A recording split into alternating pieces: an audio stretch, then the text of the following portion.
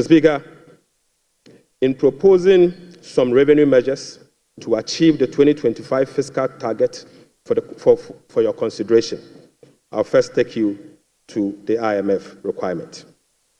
Mr. Speaker, this measure is inconsistent with our commitment under the IMF-supported program to observe a non-oil tax revenue effort of 0.6% point of GDP annually as part of the measures to improve domestic revenue mobilization and achieve our debt sustainability target over the medium term.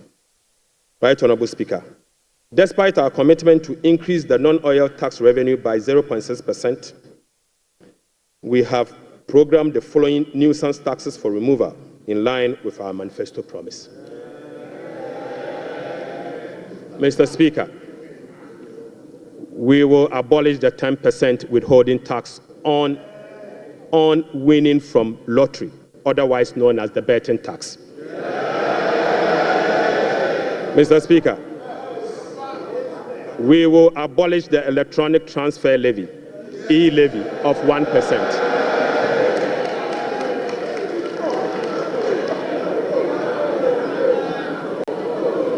Mr. Speaker, we will abolish the 10% withholding tax on betting. We will abolish the electronic transfer levy, e-levy, of 1%. We will abolish the emission levy, otherwise as in Wusie tax. We will abolish the VAT on motor vehicle insurance policy. Mr. Speaker, we will abolish the 1.5% withholding tax on unprocessed gold by small-scale miners.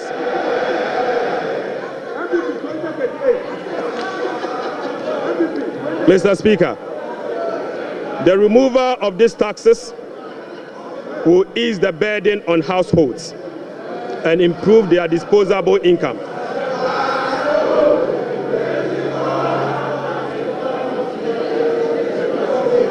Right, Honorable Speaker, the removal of these taxes will ease the burden on households and improve their disposable incomes.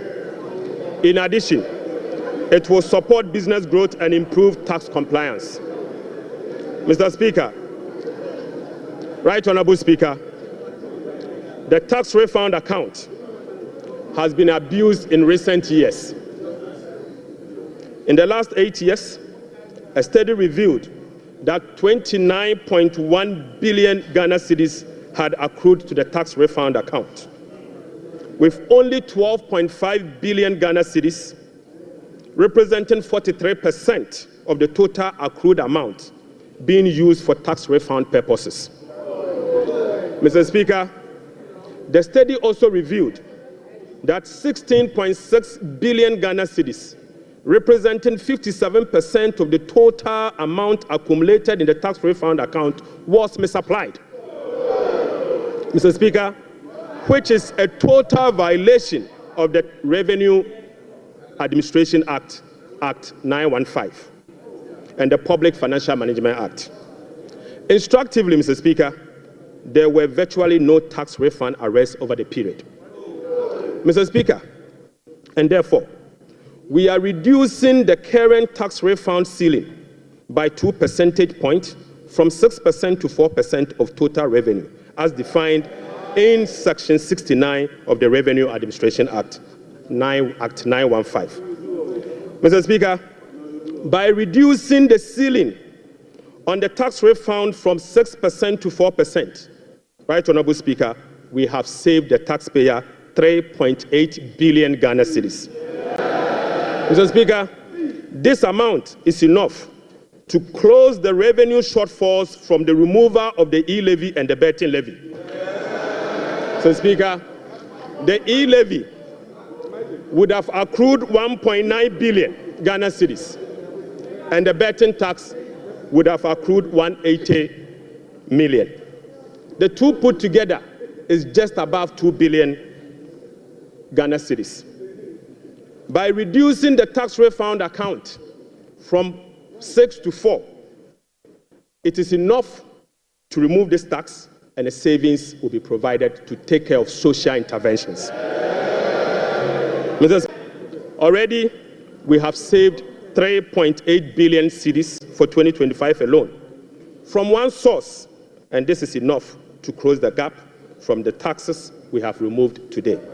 Mr. Speaker, to address the concerns from well-meaning Ghanaians on how we are going to close the revenue shortfalls as a result of the removal of the selected taxes, the answer is that we have stopped the bleeding. We have stopped the bleeding. Mr. Speaker, accordingly, with this budget, we will amend the Revenue Administration Act 2016, Act 915. This measure will improve the tax revenue net of tax refund by 2%, representing 0.3% of GDP. Mr. Speaker, in line with government policy, the 2025 minimum wage recently negotiated with the National Tripartite Committee will be zero rated. This is consistent with our resolve to protect the poor and the vulnerable. Mr. Speaker, again, without increasing the levy, we will also review the Energy Sector Levies Act to consolidate the energy debt recovery, the Energy Sector Recovery Levy, and the Sanitation and Pollution Levy into one levy and use the proceeds to cater for energy sector shortfalls and service the inherited debt service obligation. Mr. Speaker, the reset has just begun. Right, the rest of the energy sector levies, including the Road Fund Levy, Energy Fund Levy, Price Stabilization and Recovery Levy, Public Lighting Levy, and National Electrification Levy will remain to support the achievement of their intended objectives. Right, Honorable Speaker, Ghana has not sufficiently capitalized on the benefits of its extractive sector to generate revenue to support development and diversification. We have failed to leverage our natural wealth by capturing its rent and channeling it towards productive infrastructure and human capital. Natural resource rent, which is the difference between the revenue of a commodity and the average cost of producing that commodity, is about 14% of GDP in the case of Ghana. However, Mr. Speaker, revenue from extractive industry is around 1.5% of GDP only. This is because, as a country, we have failed to fully capture the economic rent of our natural resources. Mr. Speaker, whereas global gold prices have seen some significant increase in recent times, Ghana has not been able to take full advantage of the development. Subsequently, Mr. Speaker, we are proposing to increase the Growth and Sustainability Levy from 1% on gross production of mining companies to 3% to enable the nation to have its fair share of the windfall. Mr. Speaker, we also propose to extend the sunset clause to 2028. Mr. Speaker, we also propose to extend the sunset clause of the special import levy to 2028. Mr. Speaker, Ghanaians and this Honorable House will recall that road tolls on public roads were zero rated in the year 2022. Demand for construction and improvement of road infrastructure continues to increase, even as substantial arrests and claims in the road sector remains. Right, Honorable Speaker, while the annual average collection from road tolls have not been significant compared to its potential, the existing zero-rated policy for road tolls has increased the situation and dimmed the prospect of raising enough revenue from tolls to road construction and maintenance. Accordingly, government will work with the stakeholders, including the private sector, to roll out a technology-driven solution to reintroduce road tolls this year as part of the big push. Right, Honorable Speaker, we will also strengthen the legal and regulatory regime for non-tax revenue and enforce the framework to improve service delivery. This will be achieved through the introduction of an overarching non-tax revenue legislation, amendment of existing relevant laws, and the development of a national non-tax revenue strategy and policy. Mr. Speaker, as part of the reforms to improve other non-tax revenue streams, government will explore the operationalization of a regulatory framework for collection, management, and reporting of property rates consistent with our medium-term revenue strategy 2024 to 2027 and the Local Government Act. Mr. Speaker, we believe that the local authorities must be given the opportunity to collect their own property rates. Mr. Speaker, the current compliance rate for SMEs and personal income tax is below 30%, which is extremely low. Government will embark on an aggressive and sustained tax education campaign in the next 2 to 3 years to ensure improved compliance and tax revenue mobilization. We will also institute a quarterly dialogue on tax issues among the Ghana Revenue Authority, Ministry of Finance, and the business community to ensure that issues affecting businesses are addressed promptly. Mr. Speaker, I now take you to VAT reforms, VAT reforms. Right Honourable Speaker, we commit to the people of Ghana and this House, the business community, that we will undertake a comprehensive value-added tax reform this year. Mr. Speaker, with the aim to review the current distortions and cascading structure of the value-added tax regime. Ghana's effective rate, VAT rate, is about 22%. This is obviously because the 2.5% Get Fund levy, the National Health Insurance levy of 2.5%, and the COVID levy are well added to the base for a final determination of what is due for VAT purposes. Mr. Speaker, aside the high VAT rate, businesses are not permitted by law to claim their input VAT for NHIL, Get Fund, and COVID levy, compounding the burden on households. Right Honourable Speaker, our VAT regime has been distorted and rendered inefficient. It combines both VAT and sales tax principles with a flat rate, standard rate, and levies.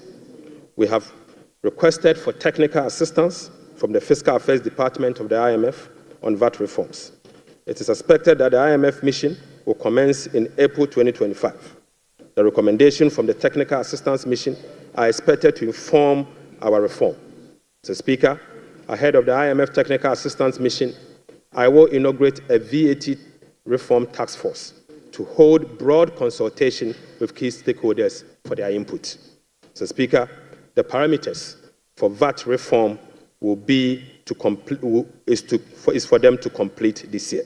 Mr. Speaker, the parameters will include the following. 1, abolishing the COVID levy.